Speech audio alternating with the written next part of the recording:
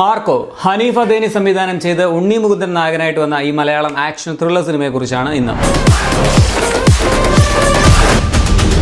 രണ്ട് കുടുംബങ്ങൾ തമ്മിലുള്ള അല്ലെങ്കിൽ രണ്ട് ഗ്രൂപ്പുകൾ തമ്മിലുള്ള പകവീട്ടലാണ് പടത്തിന്റെ മെയിൻ പ്ലോട്ട് എന്ന് ചുരുക്കത്തിൽ പറയാം. കേൾക്കുമ്പോൾ സാധാരണയായിട്ടൊക്കെ തോന്നും, പക്ഷേ ഇതിന്റെ ട്രീറ്റ്മെന്റ് ആണ് അന്യായം. ഇത് വേറൊരു ജോണറാണ്. ഫസ്റ്റ് ഓഫ് ഓൾ ഇത് നോട്ട് എവരി വൺസ് ചായക്കോപ്പ പടമാണെന്ന് പറയാം. ആരെങ്കിലും നല്ലതാണെന്ന് പറയുന്നത് കേട്ടിട്ട് ചാടി കയറിപ്പോയി എല്ലാവരും കാണാൻ നിൽക്കരുത്, പണി കിട്ടും. സോ ഇത് ജസ്റ്റ് 18+ എന്നൊരു സർട്ടിഫിക്കറ്റ് മാത്രം വെക്കേണ്ട സിനിമയല്ല. ട്രിഗർ വാർണിംഗ് എന്ന് ഇപ്പോൾ ANTW എന്നോ അങ്ങനെ എന്തെങ്കിലും പ്രത്യേകമായിട്ട് മെൻഷൻ ചെയ്യേണ്ട പടമാണ്. ബിക്കോസ് ഒരു നോർമൽ വ്യക്തിക്ക് ഇതിലെ കുറെ സീൻസ് ഭയങ്കര ഷോക്ക് തരും. സോ ഇത് എല്ലാ പടങ്ങളും പോലെ average, above average, below average, must watch ധൈര്യമായിട്ട് നിങ്ങൾ കണ്ടോളൂ എന്ന് ജനറലൈസ് ചെയ്ത് പറയാൻ പറ്റാത്ത ഒരു സിനിമയാണ്. ഈ സിനിമയ്ക്ക് ഒരു ടാർഗറ്റ് ഓഡിയൻസ് ഉണ്ട്, അവർക്കേ ഇത് കണ്ട് ആസ്വദിക്കാൻ പറ്റുകയുള്ളൂ. അത് ഓർത്ത് ഈ റിവ്യൂവും കാണുക. മലയാളത്തിലെ ഏറ്റവും ബ്രൂട്ടൽ പടം എന്നിവരെ പ്രൊമോട്ട് ചെയ്തത് ചുമ്മാ പ്രൊമോഷൻ അല്ല, സത്യമാണെന്നുള്ളത് പടം കാണുമ്പോൾ മനസ്സിലാവും. മലയാളത്തിലെ എന്നല്ല, എനിക്ക് തോന്നുന്നു ഇന്ത്യയിലെ തന്നെ ഇത്രയും ക്രൂരമായ സീനുകൾ കാണിച്ചിട്ടുള്ള വേറൊരു സിനിമ ഉണ്ടാവില്ല. ഇപ്പൊ ആനിമൽ കില്ല് അതൊന്നും അല്ല.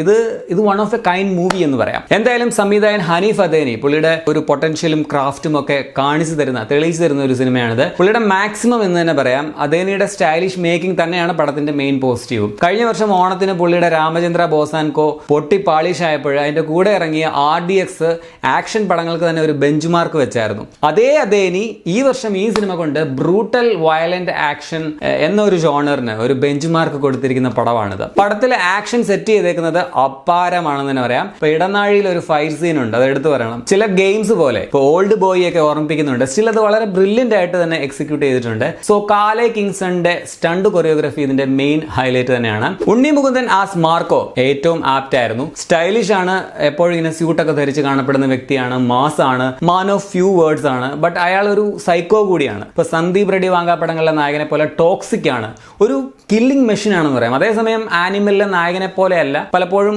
പുള്ളിക്ക് കൂടുതൽ തെറ്റുകൾ പറ്റാറുണ്ട്. ഫാമിലിയാണ് പുള്ളിയുടെ വീക്ക്നെസ്, പക്ഷേ തനിക്ക് എല്ലാവരെയും പ്രൊട്ടക്ട് ചെയ്യാമെന്ന ഒരു ഓവർ കോൺഫിഡൻസ് ആണ് പുള്ളിക്ക് പാരയാകുന്നത്. സോ ഈ കാര്യങ്ങളൊക്കെ മൊത്തത്തിൽ കിടുവായിട്ട് തന്നെ ഉണ്ണി ചെയ്തു വെച്ചിട്ടുണ്ട്. ആക്ഷനും സ്വാഗും അതുപോലെ സ്ക്രീൻ പ്രസൻസ് ഒക്കെ നൈസായിട്ട് വന്നിട്ടുണ്ടായിരുന്നു.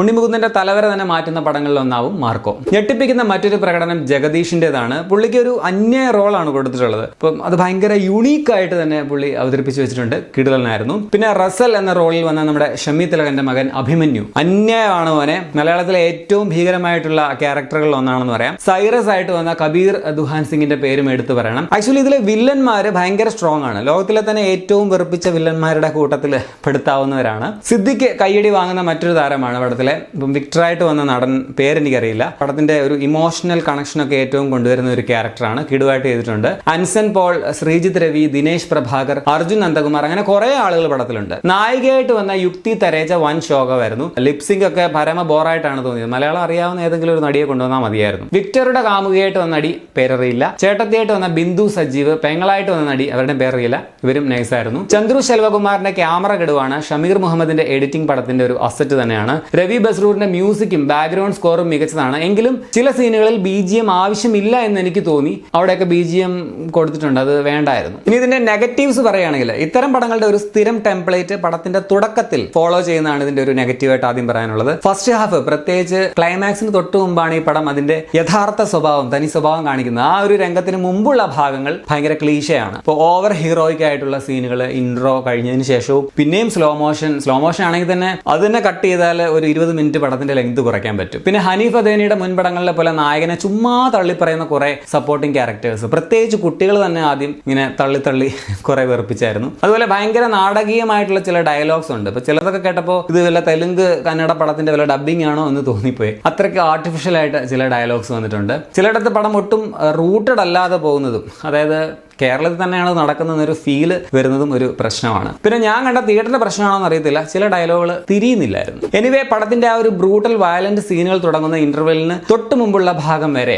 എനിക്ക് പടം ഒരു ടെംപ്ലേറ്റ് ആവറേജ് ഫീലാണ് നൽകിയത്. ബ്രൂട്ടൽ വയലന്റ് രംഗങ്ങളാണെങ്കിൽ തന്നെ കുറച്ച് ഫോഴ്സ്ഡ് ആയിട്ട് ഫീൽ ചെയ്യുകയും ചെയ്തു. അപ്പൊ ആദ്യം മുതൽ തന്നെ ഈ ക്ലീഷ ഐറ്റംസ് ഒക്കെ മാറ്റി വെച്ചിട്ട് പകരം കുറച്ചുകൂടി ആക്ഷൻ ആൻഡ് വയലന്റ് ആക്കി ചെറിയ ഹിൻസ് ഒക്കെ കൊടുത്ത് വരികയായിരുന്നുവെങ്കിൽ അത്രയും ഭാഗം, അതായത് അവസാനത്തെ അത്രയും ഭയങ്കരമായിട്ടുള്ള വയലന്റ് ഭാഗം ഇങ്ങനെ മുഴച്ചു നിൽക്കുന്ന നിൽക്കുന്ന പോലെ ഫീൽ വരില്ലായിരുന്നു. അപ്പം അവിടെ മാത്രം കൊണ്ട് പടം ഒരു തലകുത്തി മറിച്ചിലാണ്.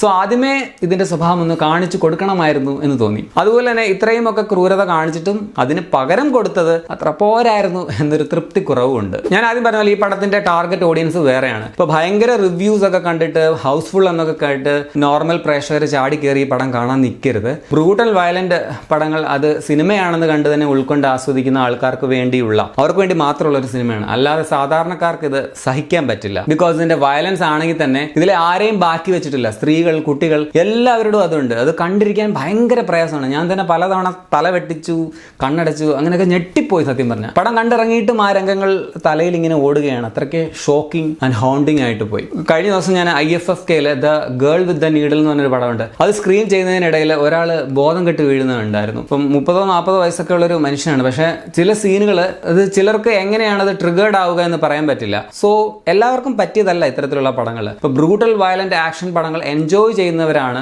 ഇത് അതിഗംഭീരം അല്ലെങ്കിൽ മസ്റ്റ് വാച്ച് എന്നൊക്കെ പറയുന്നത്. അത് കേട്ടിട്ട് ദയവ് ചെയ്ത് എല്ലാവരും ഇപ്പം ഫാമിലി ആയിട്ടോ കുട്ടികളെ കൊണ്ടോ ടീനേജ് കുട്ടികളെ കൊണ്ടോ BP ഉള്ളവർ അല്ലെങ്കിൽ ഹൃദയ സംബന്ധമായ അസുഖമുള്ളവർ, ഡിപ്രഷൻ ഉള്ളവർ, അതിന് മരുന്ന് കഴിക്കുന്നവർ, അങ്ങനെ മനക്കെട്ട് കുറവുള്ളവർ, പെട്ടെന്ന് ട്രിഗേർഡ് ആകുന്ന ആൾക്കാരൊന്നും പോയി ഈ പടം കാണുകയേ ചെയ്യരുത്. എന്തും സംഭവിക്കാം. ചിലപ്പോൾ അറ്റാക്ക് പോലും വന്നു പോകാം. അതുപോലെ വയലന്റ് ആണ് ഇതിന്റെ അവസാനത്തെ ഭാഗങ്ങൾ. ശരിക്കും പറഞ്ഞാൽ I hated the climax scenes എന്ന് പറയാം. അത് ഇവര് റിപ്പീറ്റ് ആയിട്ട് പിന്നെ ഇമോഷണലി കണക്ട് ആക്കാൻ വേണ്ടി കാണിച്ചതും അത്രയ്ക്കും വേണ്ടായിരുന്നു എന്ന് തോന്നി. സോ പടം യുണീക്ക് ആണ്, അൺകൺവെൻഷണൽ ആണ്. പക്ഷേ ഇത് മസ്റ്റ് വാച്ച് ആണെന്നോ എല്ലാവരും നിർബന്ധമായിട്ട് കാണണമെന്നോ ജനറലൈസ് ചെയ്ത് പറയാൻ പറ്റില്ല. ഇത് എല്ലാവർക്കും പറ്റിയ പടമല്ല. ഇതിനൊരു ടാർഗറ്റ് ഓഡിയൻസ് ഉണ്ട്. ബ്രൂട്ടൽ വയലന്റ് ആക്ഷൻ പടങ്ങൾ എൻജോയ് ചെയ്യുന്നവരാണ് നിങ്ങളെങ്കിൽ അവർക്കുള്ള ഒരു വിരുന്നാണ് മാർക്കോ. അല്ലാത്തവർക്കുള്ളതല്ല. സ്ട്രിക്ട്ലി ലോലഹൃദയർ ഇത് കാണരുത് എന്ന് തന്നെയാണ് എനിക്ക് പറയാനുള്ളത്. അത് മനസ്സിൽ വെക്കുക. എന്തായാലും മലയാളത്തിൽ ഇങ്ങനെയുള്ള ഒരു പടം വന്നു എന്നുള്ളത് ഷോക്കിംഗ് ആണ്. സെയിം ടൈം എന്താ പറയുക, ഒരു പ്രൗഡാണെന്ന് പറയാം. ഇപ്പൊ കൊറിയൻ ഇൻഡസ്ട്രി ഒക്കെ പോലെ യുണീക്ക് ആയിട്ടുള്ള സബ്ജക്ട്സ്. ഇപ്പൊ ഈ വർഷം തന്നെ എത്ര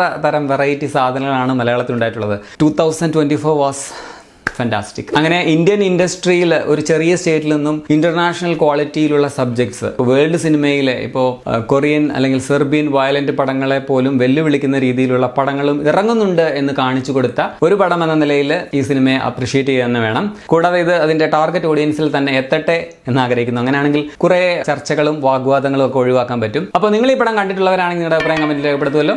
ശരിയെന്ന്.